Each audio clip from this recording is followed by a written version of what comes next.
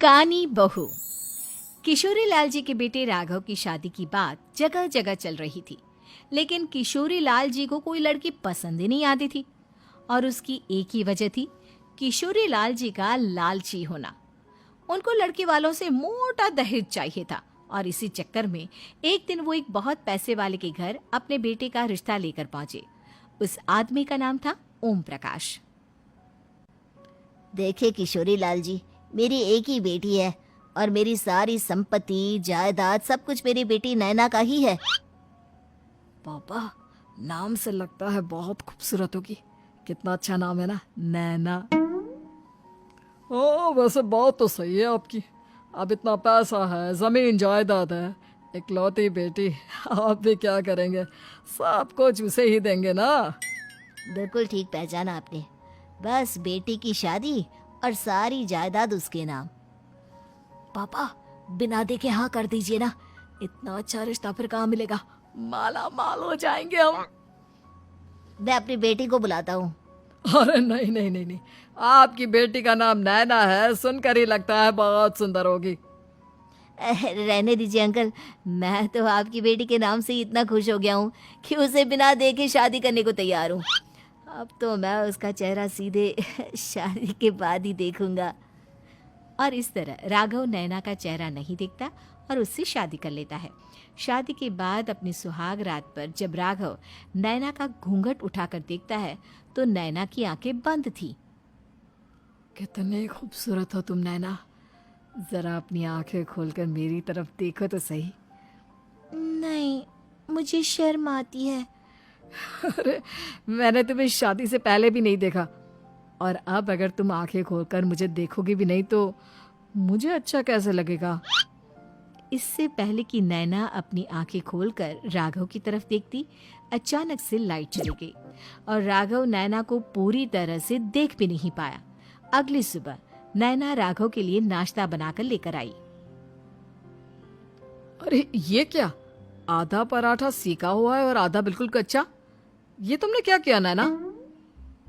बहू, तुमने क्या आधा पराठा तवे से नीचे लटका कर रखा था, जो आधा सिका है और आधा कच्चा? मुझे जितना दिखेगा उतना ही तो सीखूंगी ना पापा जी। जहाँ जहाँ मुझे नजर आ रहा था वहाँ मैंने सीख लिया, जहाँ जहाँ नहीं दिखा वहाँ कच्चा रह गया होगा। इसका क्या मतलब है? ये कैसा मजाक कर रही है तुम? अरे बहू, तुमने इतना लंबा घूंघट क्यों लगाया हुआ है? देखो, हमारे घर में बहुओं को बेटी की तरह रखा जाता है, और फिर तुम तो इतना सारा माल लेकर आई हो। देखो, ये घूंघट डालकर रखने की कोई जरूरत नहीं है। हाँ नैना, पापा जी ठीक कह रहे हैं, तुम तो आराम से रहो, अपना ही घर समझो। नैना अचानक से अपना घूंघट उठा लेती है। अरे ये क्या पापा, नैना की तो एक आंख फूटी हुई है। नाम से नैना, लेकिन ये तो कानी बहू निकली। मेरे साथ धोखा हुआ है, धोखा। बिना दिखाए अपनी कानी लड़की मेरे संग ब्याह दी। मुझे कानी बीवी नहीं चाहिए। मुझे अभी ओम प्रकाश जी से बात करनी पड़ेगी। आखिर उन्होंने मेरे साथ ऐसा किया क्यों? अरे, आप लोगों ने ही तो पापा से कहा था कि आप लोग शादी से पहले मुझे देखना नहीं चाहते। अब मेरे पापा पर क्यों इल्जाम लगा रहे हैं? अरे लेकिन उन्हें बताना तो चाहिए था ना कि तुम कानी हो, एक आंख से तुम्हें दिखाई नहीं देता। किशोरी लाल और राघव नाराज होकर ओम प्रकाश को अपने घर बुलाते हैं। पापा जी, ये आपने क्या किया? शादी से पहले बताया क्यों नहीं कि नैना की आंखों में परेशानी है? अरे, आप ही ने तो लड़की देखने से मना कर दिया था। और लेकिन आप बता तो सकते थे। आपको तो हमारी बेटी की प्रॉपर्टी चाहिए थी, वो भी पूरी की पूरी।